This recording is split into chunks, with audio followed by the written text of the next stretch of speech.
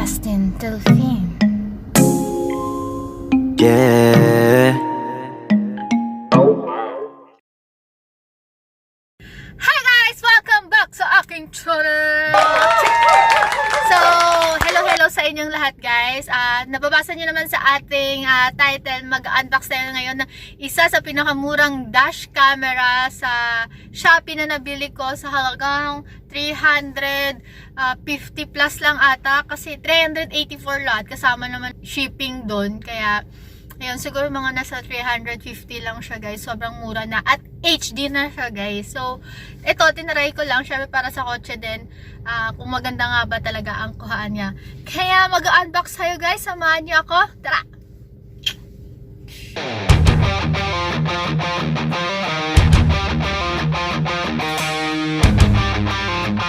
Tada!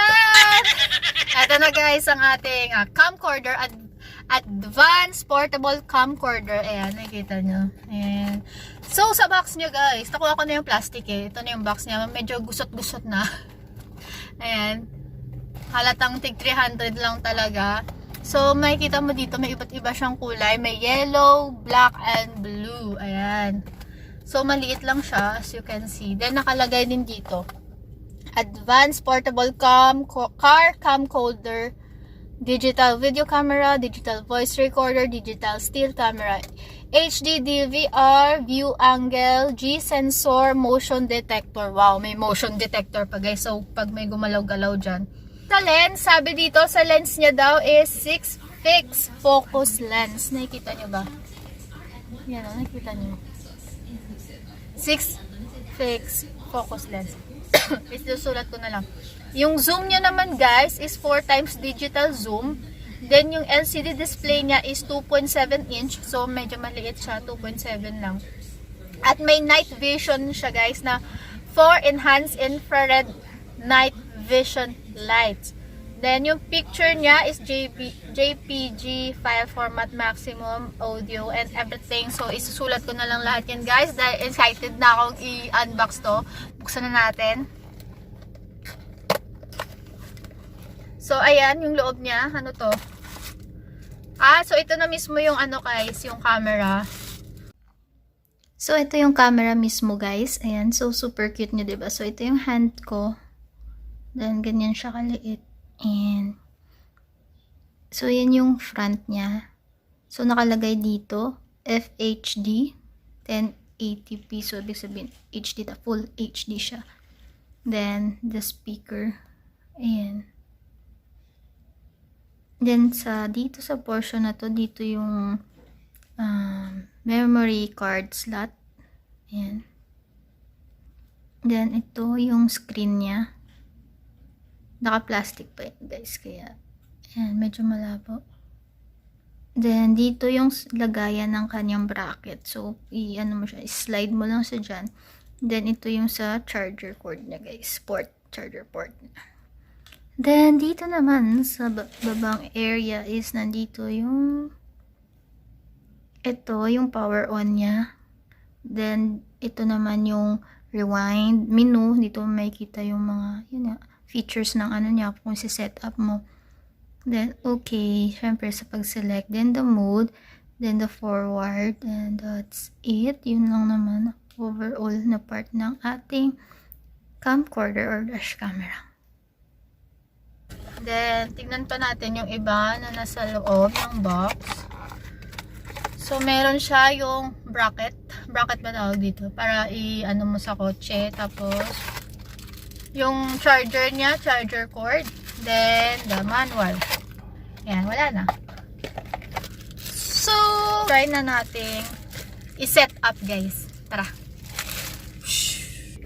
So, ito na guys yung kanyang charger.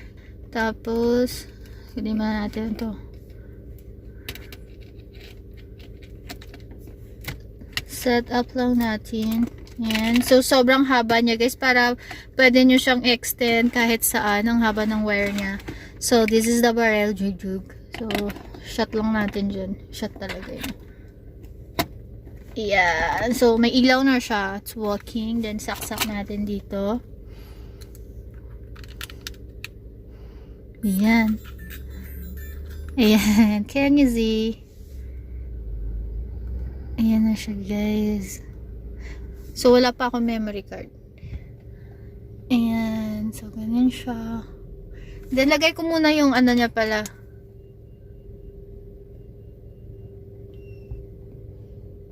Yan, nakikita niyo guys. So, HD siya guys ah. Lagay ko muna tong bracket niya. Para maano natin. So, ito lang. Lagay mo lang. Then, shoot mo dyan. Yan o. Perfect siya sa gitna guys. Dito sa likod ng rear view mirror. Ayan. Then, adjust mo lang siya kasi na rotate naman.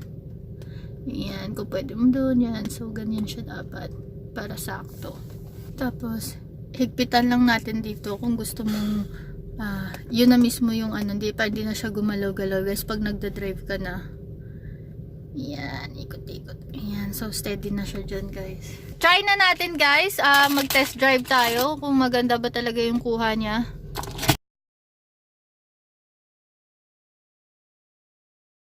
So, ganyan yung nakukuha niya. Pero sa personal guys, maliwanag talaga yung kuha niya. Syempre, ganun talaga yung, ano diba, pag kinukuha na mo yung mismo yung camera din, yung monitor. Parang dumidilim. Pero maliwanag siya sa personal. Ayan, izo-zoom in ko konti para makita niyo. And then, malikot yung kamay ko. Ayan. So, ano talaga yan, maliwanag yan guys. Pwede na. Pwede na guys. Yes, pwede na sa presyo niyan, 350 pesos. Saan ka pa? May dashcam ka na sa halagang 350 pesos. So, yan siya guys. Then, meron na rin siyang voice recorder, then motion detector. So, kung may i-on mo siya ng overnight at may gumalaw-galaw dyan sa paligid ng kotse mo, ayan, kitang-kita niya, dinare-record niya agad yung mga motion detector. Kasi meron siyang motion detector.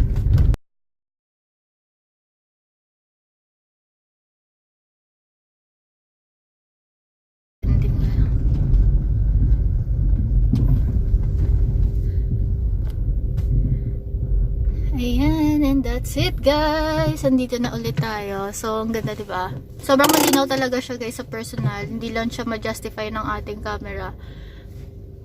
So, try natin zoom in. So, ganun yung kuha nyo. Ayan, ganyan siya guys, diba? So, papakita ko lang dito yung mga menu niya. Sa menu, ayan. Makikita mo may size. Yan, 1080, diba? So, ibig sabihin, ano siya? HD, then may time stop, motion detect, naka-on, video time 10 minutes, by video recording din siya guys. Yan, so madali lang naman tignan yung setup niya. So nandyan lang din naman. And may manual naman guys. And guys, so ito din yung manual niya. Makikita niyo dyan lahat. Pero kung magaling kayo mag-in-check na lang din kayo kasi in-check po siya. Chat lang. May English version naman guys. Ayan. So basahin nyo na lang guys kasi sobrang haba niya. Hindi ko naman kayang sabihin. So, ano naman siya, very self-explanatory and ako hindi ko na nabasa yung manual pero na-set up ko siya on my own. So, madaling-madali naman siyang intindihin guys. Very, ano naman siya, simple and friendly use. Oh, may ganun. So, ganun. Makukuha niyo siya sa Shopee guys, sa halagang 350 pesos. Ilalagay ko sa description box below ang link nila para matingnan niyo rin. And that's it! Kung may mga question kayo guys and suggestion, just comment down below and don't forget to give this video a big thumbs up kung nagustuhan nyo po, and don't forget to subscribe to my channel, hit the notification bell para updated kayo sa mga latest unboxing and videos ko. And that's it guys, see you in my next video, bye! Jastine Delfin.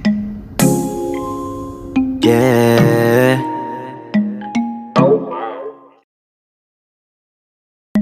Jastine Delfin. Yeah.